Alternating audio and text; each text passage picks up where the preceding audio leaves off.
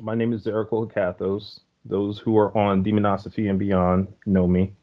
I've been invited by Firstborn to speak on spirits that help with creativity and business endeavors. The moment you hit me up on the email, like Yeah. it was funny because I was making a list in my head already. Uh, Wow. so I had to write it down because I really had to think about it. For those who are the creative types, I know like some people are more business minded and some people are more creative, and some people have problems like balancing that out because like I have my own business, um, Right. and I'm more creative and I'm not really business minded. So I've been in the same boat as a lot of people may be in right now. Um, so I understand where some people may be coming from. When it comes to creativity, I feel like first of all you have to build a foundation. You have to understand creation itself. For people who are trying to get into that flow, I feel like you have to go to some of the higher ups to understand creation itself. Then you would know how to work with that creative energy. Some of those deities or spirits that I would recommend for creation in general is Ra. Ra is very good when it comes to explaining creation. Neberdjer, also an Egyptian deity. Lilith. Lilith is very good when it comes to creation. Michael. Michael is a good all around spirit. Are you saying Archangel Michael or Correct. okay, for sure. Correct. And then, I would also recommend Lucifer.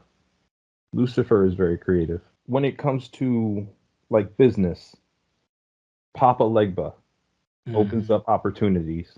And so it'll be like you may have your business all set up, um, but you may not have any opportunities that you can foresee. And Papa Legba will open up those roads to you. You'll start having people like drop in, ask you questions, and want to purchase your products or your services. Mammon, Mammon, if you're about getting money, but I would definitely like caution because some people get caught up in making money, and then it becomes more about making money than spirituality, Yeah. and that's where that balance has to come out. You have to constantly analyze yourself and what your goals are and really what you're trying to achieve. And for me, it's more about helping people out spiritually than making money. You know what I'm saying? Yeah, especially with Mammon, because Mammon represents greed also. Mm, So the thing with these spirits is you want to not get too caught up in the mundane and the physical, because these spirits are going to help you align your intention and actually embrace your shadow along that path. The money is going to come, so there's no point of getting like too wrapped up right. or just super big headed and greedy and just lost to the And point where you can even become comfortable. right. That's what I tell people. If you're doing what you're supposed to spiritually, those opportunities will pop up. You just got to focus on doing the right thing. Geb. Geb is another one. But he's a spirit that is represents like the earth.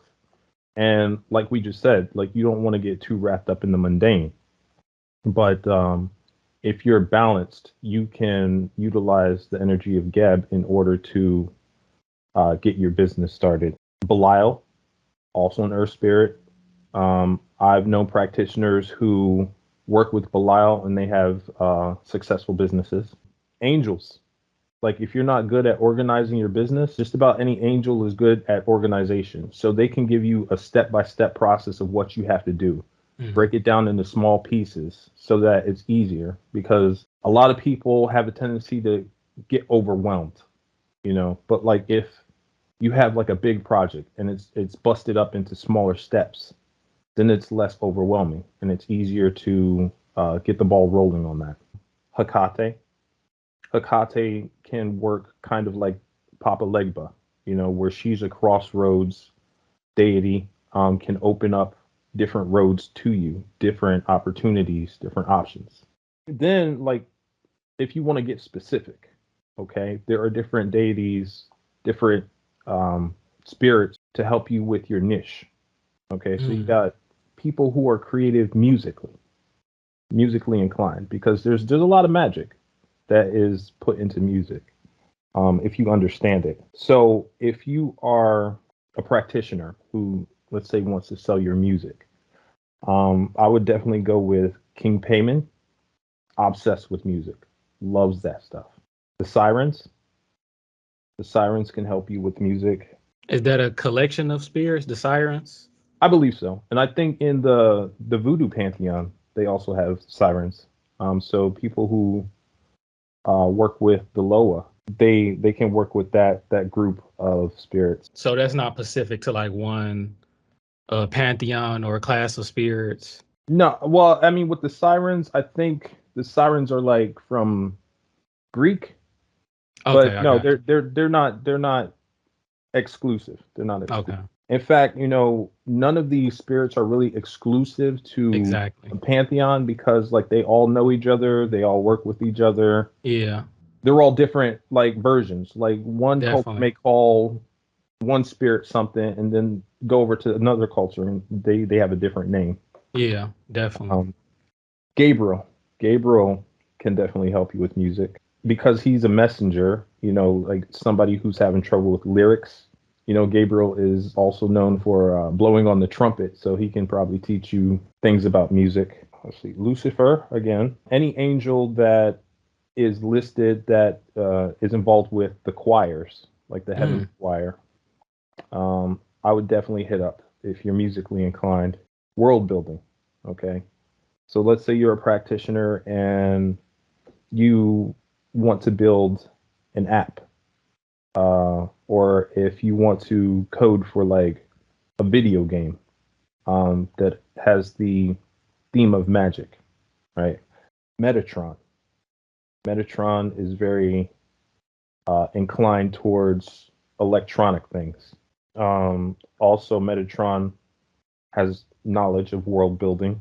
Lucifer knows about world building. Net from the Egyptian pantheon, she knows about world building. Lilith knows about world building. For those who are speakers, influencers, sometimes people go and they get paid for public speaking. Yeah, I was about to say that. Get paid for having certain channels, whether it's TikTok, Patreon. Patreon's another one. If you have a podcast, then you can go to Gabriel. A lot of these spirits can help you with what you have to say. I've had Lilith help me when it came to writing. I've had Hekate help me. So I'm sure that there's way more spirits that can help you. Probably the same ones that help you with singing can help you with speaking. Right. With the sirens, stuff like that. Okay, so then there's the writers. Okay, me personally, like, I'm an author, so that's where my business is at. And off top, I can think of, isn't that Tahuti deals with writing? That's number one. Yeah. Thoth was like one of the first entities that I'd ever worked with, and he's a scribe. Definitely good at writing. There is an angel called Penemue. He's part of the Watchers. He's one of the chiefs of the Watchers. Mm-hmm. He's also a scribe. Now with Penemue, the thing is, like, with my gnosis, he's kind of like sarcastic. So if you have him help you with your writing project, you really have to watch the tone that you're writing in, because like sometimes he can come off as kind of snobbish and elitist. So he's very good, but like I said, you have to watch your tone, and you might have to do some editing. Yeah, proofreading. Yeah, because like he has a tendency to kind of talk down. Dantalion is very knowledgeable. I believe he's kind of like a librarian. historian, and then like I said, Hekate, Lilith. They've helped me write my book. I know there's a lot of practitioners out there that like forging. They like making wands. They like making metal pieces, perhaps art pieces. So with that, I would go with Ogun because Ogun is very good with iron. Hephestus from the Greek pantheon, Greek and Roman. Um, he's a forger. And then let's see, with the visual arts, I have Lucifer and Dantalion. If you really want to know about what a spirit can help you with, I would definitely also look up the Goetia because there's a lot of spirits there that help you with the arts in general. Yeah. Yeah, and I believe you even mentioned King Payman is included in that Goetia class. King Payman and I believe Dantalion is also part of the Goetia as well. So what would be like some of the internal things that would take place when working with these spirits, you would say? Would it be like heightened intuition or a new sense of empowerment or self? What would you say? And heightened gnosis, I would say, a lot of times it's kind of like you get that aha moment where the light bulb goes off and you just have these ideas that fit in with your project. You may also run into like information that can help you with your project that you were not privy to before. They may speak to you directly and give you information and give you like guidance, or you just may find inspiration where just like you all of a sudden you have motivation to do something. right. There's a lot of people who are procrastinators, and then all of a sudden you'll just have all this energy and all this focus. um that's another thing, like a lot of people who are creative sometimes they get stagnant. um And for people who need motivation, I've used the energy of Samael. Samael is one of those people who will light a fire under your ass Mm-hmm. and get you going when you need to do something. A lot of angels are like soldiers, and they're very focused on their goals. They're goal oriented, and they will do whatever it is they need to do in order to achieve that goal. So if you lack motivation, I would definitely recommend tapping into angelic energy because they're good for that. Would you say there will be a certain type of consultation or reading one might need beforehand before choosing which entity, deity, spirit to work with that best fits with their spiritual makeup? Personally, I don't really do divinations to find out which spirit I need to work with. I would Mm-hmm. I would recommend research. Like if you have a specific goal, definitely research. What spirits have that particular forte that can help you.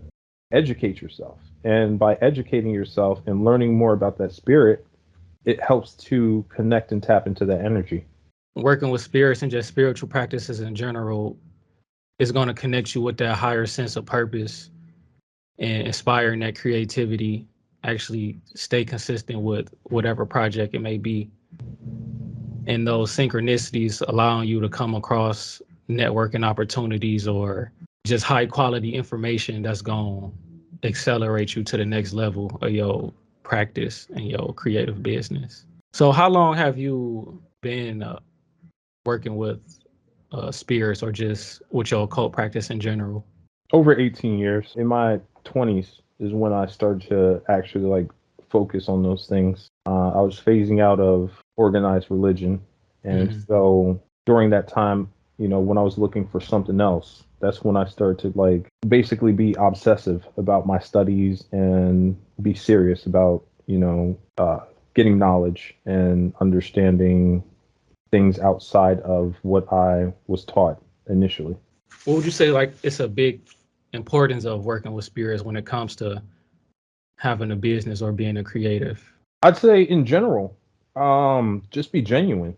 You know what I'm saying? Like they don't respect people who are bullshitters. Hmm. They don't respect people who are liars. You know, you have to establish a relationship with these spirits. You know, it's just like having a friend. You know, you can't go to a stranger and just ask them for things and expect them to give them to you. And you know, it's not just about asking the spirits for something because that gets annoying. You know, Definitely. like you actually have to put in the work. You have to show that you're genuine, and then you know, like every once in a while, when you need help, like they're willing to help you out, but they're not like genies. You can't rub a bottle and then just ask them for shit and expect them to give it to you. So you say it's important to approach these spirits with reverence and respect and overall consistency, because yes, they can do stuff you can't do, and you can do stuff they can't do. You got to develop that foundation first, what they want, what it takes to build that relationship with them. Yeah, it's a two-way street. When you talk about building a relationship and building that foundation with them, I feel like a good mindset to have is just to overall understand and overall kind of approach them like they're actually here in the physical. Mm. You know, even with ancestral veneration, when you're doing this communion and this meeting with them, you talking to them like they're actually here, treating them like they're here, but understanding their power and their divinity is definitely a good way, I would say, to approach it. And keep in mind, understanding that the ethereal and the unseen matters just as most as the physical, if not more, because that's where it all starts. Okay, would you say they are like where everybody say like, oh, they're terrifying, they're this? You know, what would you say about that? I think a lot of the literature that describes the different spirits contribute to what we see, and how we feel about certain spirits contribute to the way we see them. Mm-hmm. For example, you know, a lot of us are taught that demons are bad, Mm-hmm. demons are monstrous. So when we tap into those different energies, that's what we're going to see. We're going to see monsters. But when you start interacting with them and understanding who they really are, and you start getting cool with them, they start, for me, they started looking more like people. A lot of them start looking more like you and I, Mm-hmm. to be honest. And I think that's what they do is like once you calm down and they realize that like you're ready to learn and look past all the propaganda behind them, then they take on a form that is more better to receive. You know, Definitely. they're not scary at all. They demonize the word demon, like literally. Yeah, and it's like if you go back to the real word daemon, it means superpower, guardian, you know, inspiration. How is that a bad thing? Right. You And know? I definitely found a connection with their with the root word of it, because like I said, like that's my actual name. My name is Damon. So even growing up, I've had people jokingly say demon and things like that. And as I got more deeper into my spiritual practices, you know, just starting with ancestral veneration. Okay, this is demonized for a reason, because it's going to help you unlock your potential Right. more in actually embracing your shadows and pushing past the boundaries of your ego and your conditioning. Right. Absolutely. Because, you know, ego is what holds us back. That and fear. And, you know, a lot of the so-called demons that I've talked to actually give a positive message. Like they taught me more about love and unity. You know what I'm saying? Whereas, you know, if you speak to the typical Christian, they're like, "Oh, demons hate humanity" and stuff like that. And really, it's not that they hate humanity; they just don't have respect for people who are not seeking out their potential, who are not Hmm. seeking out that spiritual evolution. What would you say are mindsets and emotions one shouldn't have when it comes to approaching energy work with spirits? Like some people may get into it and they're depressed or have certain mental illnesses. So what would you say are like some precautions with that when it comes to your mindset beforehand? One, if you have a mental disorder, you have to get that in check. You have to make sure that you are stable. There are some practitioners who have to limit themselves and limit their contact because it can push you over the edge. Like, it's exhausting sometimes to tap into certain energies. Certain things that spirits will tell you are hard to mentally process, and those can drive you to psychosis sometimes. So anybody who has any mental issues should be aware of that. Another thing that kills your magic and can turn gnosis into a negative connection is fear. Fear, anger, hate. It draws things to you like parasites.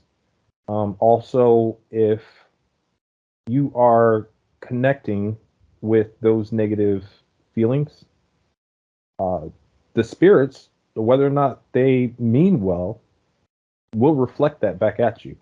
For example, I say, like with demons, if you go in with the mindset that a demon is evil, it's going to show you evil.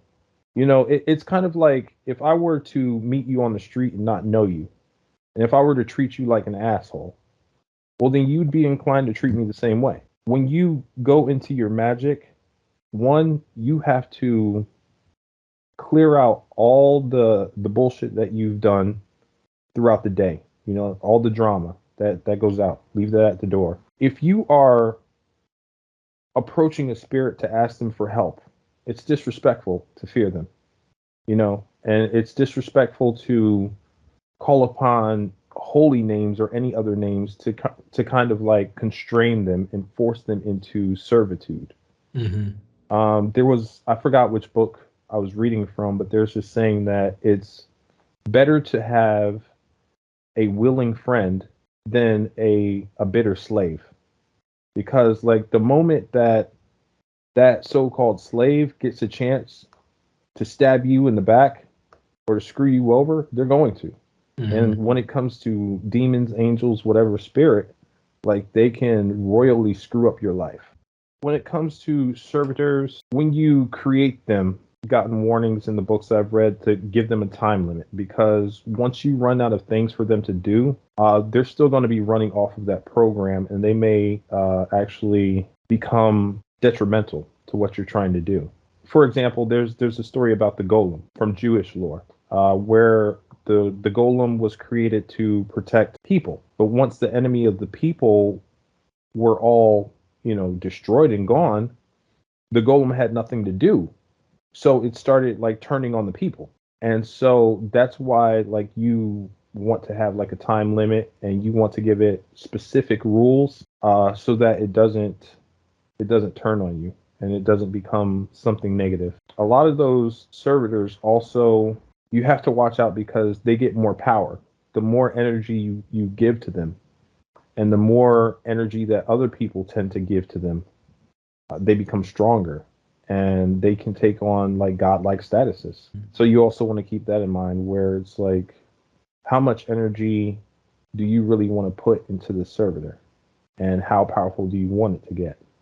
And do you have like a strategy if the servitor goes out of control to get rid of it, or to bring it back under control? A lot of people have issues with spirits because they don't understand how they work. And I believe like that's a lot of one of the reasons why a lot of these spirits get demonized, because they have a higher understanding of what's going on. And us as human beings, we're limited.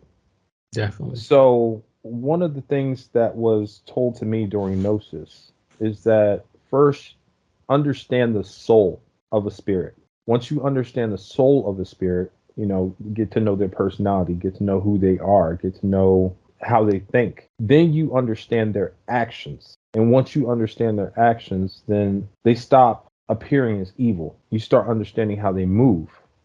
And then once you understand like their place in this universe, then you can work with them smoothly, more smoothly.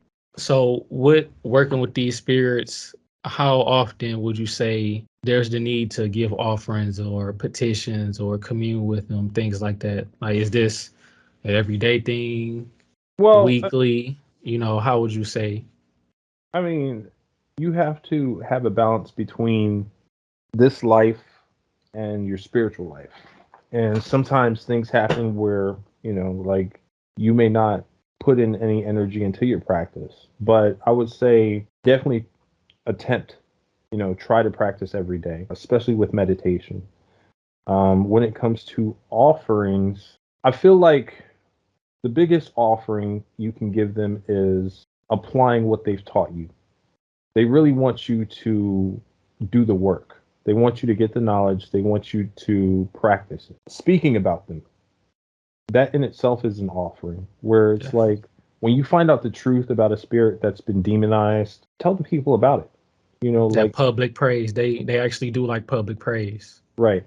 And, like I'm not the type to like offer food. Some people offer blood, but like you have to be very careful with that because there are some vampiric spirits, and like the more blood you offer them, the more hungry they get. So yeah, I would just say like the biggest offering is just doing the work and telling people the truth about the spirits and about your gnosis. When it comes to your practice, when it comes to your business, I would definitely just research. Research is your biggest friend. Researching the different spirits that have different forms of knowledge that pertain to what you're trying to do. When you approach these spirits, just have respect, treat them like you want to be treated. You have to have patience too. These days, everybody wants things now, now, now, but like it's not going to come overnight. And you have to realize that. You can't hyper focus on getting that success. Mm. What you need to focus on is doing the work, doing the right thing. And then once you prove yourself to those spirits, then they'll start doing things for you without you even asking. If you need money, money will show up. If you need customers, customers will start showing up. I've had people come to me and say, certain spirits spoke on my behalf. Mm. And so then they bought my book. Or, I've had people, if you're somebody who does consultations for things like that, I've had, certain spirits come to people and say, hey, the spirit told me to come to you. So the opportunity is there, and you just have to approach it from a logical standpoint. You can't stress too much about that goal. Just do what you're going to do it in a genuine manner, and it'll come to you. When you were saying that, I'm looking at it as it's damn near the same as just building rapport with someone that you know. Mm-hmm. So, and it's about delayed gratification and enjoying that journey. Like you said, doing it in a genuine manner, staying grounded so you're not too in the clouds and on your high horse. Right, definitely. Because like it's when you become imbalanced, that's when you start on your path of destruction, self-destruction. And for anybody who wants to be genuine, like always, always be self-analytical, always be humble. Like know what you do. Be sure about what you do. You know what Yeah, I'm know saying? your worth, of course. Yeah. But at the same time, like understand like, your limits and that we are always learning. We're not always going to know everything. We're not, it's never going to be like a position where our shit doesn't stink. And I feel like that would also help your business when you come from a place of humility and where you're personable and approachable. Then you're going to get more people who come in and actually want to contribute to your business. When you come off as genuine instead of somebody who's money hungry and may like tell people what they want. People know that. They sense that. Like people aren't stupid. Everybody got They that gut feeling. yeah, like they know when you're an honest person. So be an honest person. Well, thank you for inviting me to this conversation. I Of really course. appreciate it. My book is now on Amazon, and it's available on worldwide now. It's called Grimoire of Damnation, and that's basically my journey through the left-hand path in order. It leads up to the abyss, crossing the abyss, and kind of unshackling yourself from former beliefs that were holding you down. My YouTube channel is Demonosphy and Beyond, and I've had that for about over 3 years now. I am Demonosphy at Demonosphy on TikTok. If you want to get in contact with me, my email address is derelictdemon@gmail.com. Derelictdemon is all one word, no spaces. And that's where you can hit me up. Everything of his will definitely be in the description. Definitely got to collab with you on some more videos, man. Bridging that metaphysical with the creativity. Firstborn Art, we appreciate y'all for the engagement.